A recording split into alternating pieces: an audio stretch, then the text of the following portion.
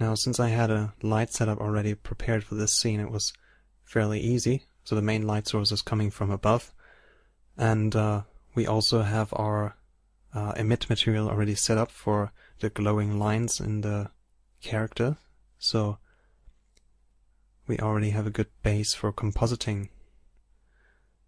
So since there was limited time, I didn't really spend that much time on setting up the lights, because I knew that if I have a basic light setup and if everything is set up to support the silhouette of the character and to give nice shadows, that I could tweak the colors and the mood of this scene in compositing in a much more flexible way than it would be just by setting up lights and changing colors.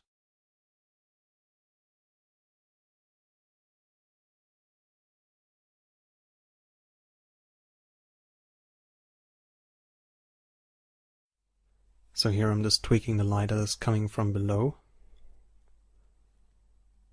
testing that frame. That's a bit too dark.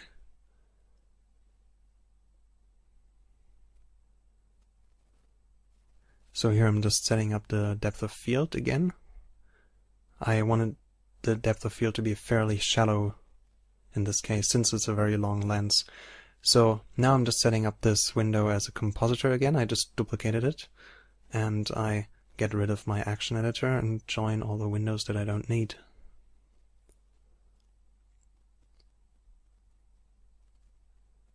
And I enable the backdrop feature, which displays the active viewer node in the backdrop of the compositor, which is fairly useful if you have a very small screen like in this case, and you cannot have an additional image editor on the side or a render window.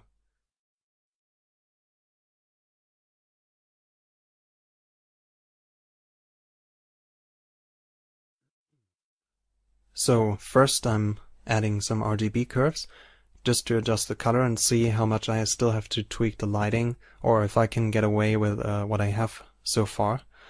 So basically this main contrast curve, well, this main curve just adds more contrast to it.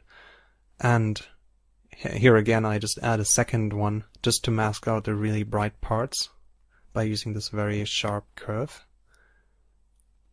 And then I'm just tweaking the color output to be more blue. And I'm adjusting the blur settings for it. So I just attach a blur to that.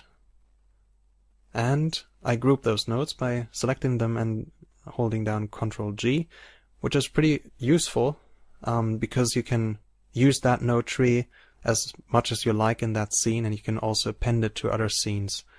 So it's a fairly useful feature, those groups. And again, I'm just combining the result of that node with a mix node, switch to add, which basically makes all the very bright parts in that image glow. And here I just set up a vector blur and a defocus node.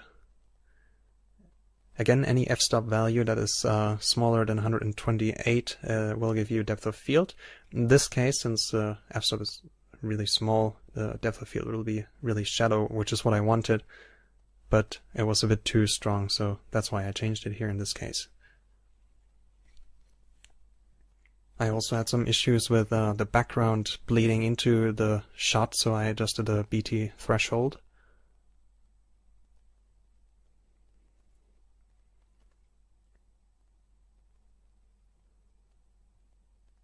So yeah, here I'm just picking the colors and trying to get them glow as much as possible.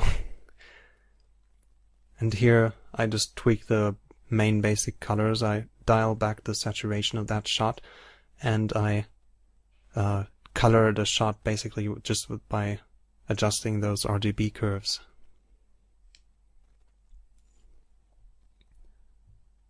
So I'm not so much using the color information that is in the renderings, but I'm just overriding that with my own settings here in the compositor, which is a lot more flexible and real-time than by just adjusting everything by hand. Okay, here I'm setting up a second glow, which is just an overall glow over everything. As you can see, it's quite strong here. I'm hopefully going to turn it down a little bit. it doesn't look like it. I'm addicted to making things glow, so yeah, you can see that everything is kind of really glowy in that case. And since everything was too dark, and this kind of was meant to be a daylight scene, I added a plane in the background, which I'm just projecting a sky texture onto that I prepared before that. So I just added a plane with the same basic aspect ratio that my texture is on, and I added it in the background. It's a bit too close here, so I'm scaling it up and moving it back further. And I move it to another layer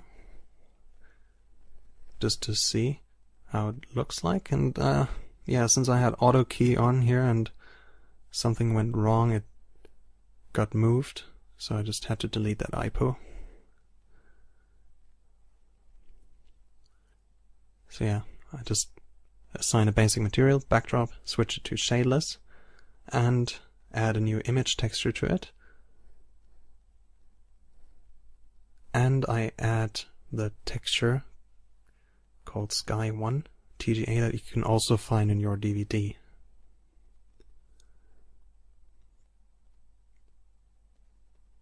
So yeah, this is just using very basic projection, so nothing fancy. Shift P shows a little preview here. You can see that, yeah, that's all we need in that shot. It's going to be blurred out anyway. And here, since I wanted to adjust the brightness of the background quite a bit, I added a lamp to that layer. I switched it to layer 2, so nothing in my scene will be illuminated by that light, but only that background plane. And I switched off shadeless, so now the background will have some brightness. It won't be just color like it would be with shadeless.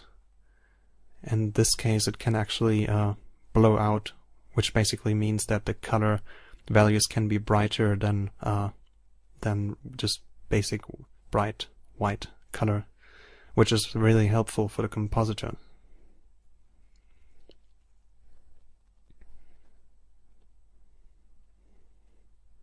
So yeah, in the Blender compositor, I really take advantage of the full floating point color that I get from the rendering output.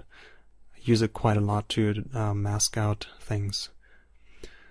And here I put the background layer into a separate render layer from the character, since it was easier to blur it that way. And I didn't have to use the defocus node, which would be too slow. I can just use a normal Gaussian blur for that. And I just alpha over the character and our scene on top of the background. But I also had to add a vector blur to that since the camera was moving.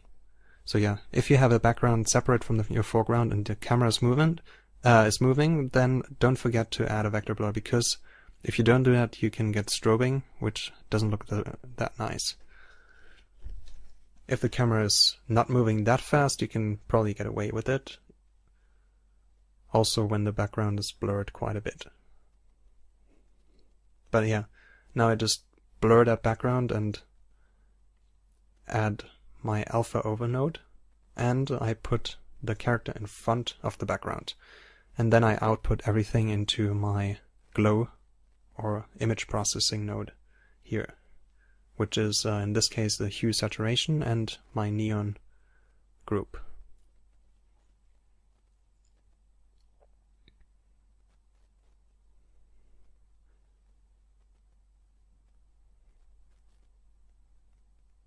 So here I just switched the orders to get the colors a bit nicer. I'm also using the gamma button, which makes the blur be affected by the brightness value of that pixel. So all the very bright parts glow much stronger than they would do otherwise.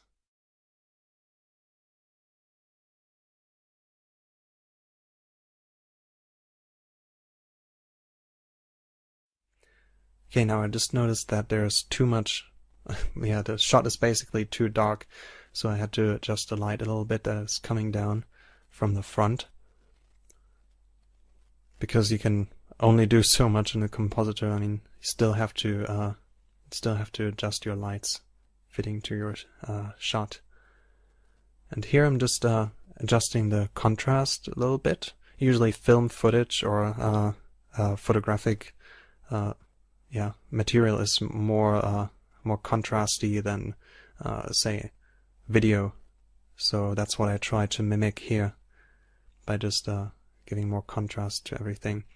And here I also grouped my my glow, so I can use it later on in another shot of mine, since that is really useful to keep a consistent look to everything, so you don't have to copy your settings all the time.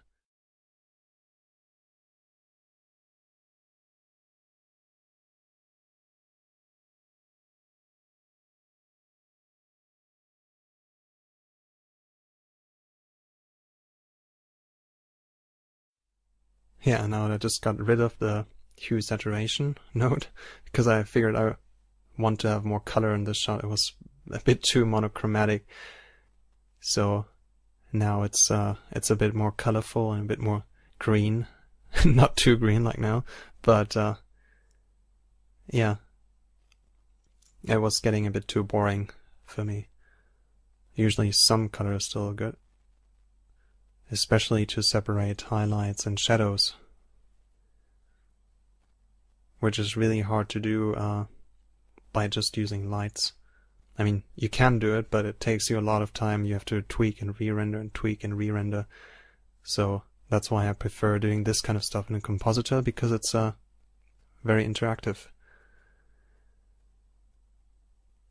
And yeah, so that's pretty close to our final shot. See, we're rendering the background separate from the foreground.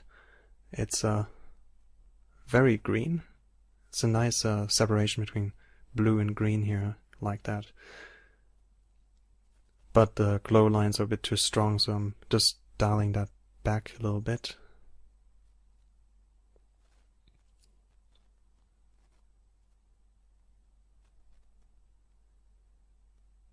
And I'm keeping the contrast a bit higher.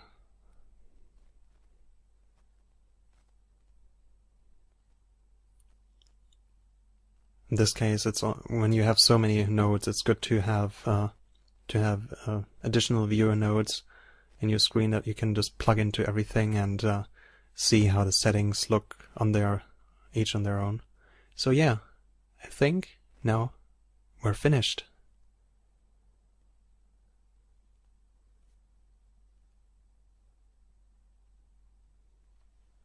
To support the silhouette of the character and to give nice shadows, that I could tweak the colors and the mood of this scene in compositing in a much more flexible way than it would be just by setting up lights and changing colors.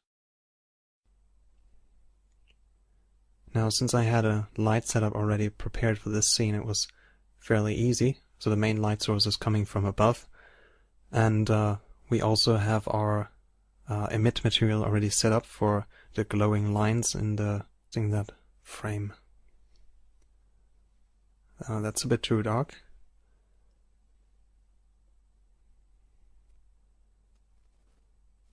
So here I'm just setting up the depth of field again.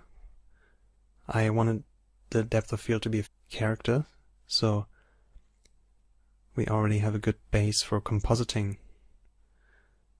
So since there was limited time, I didn't really spend that much time on setting up the lights, because I knew that if I have a basic light setup and if everything is set up,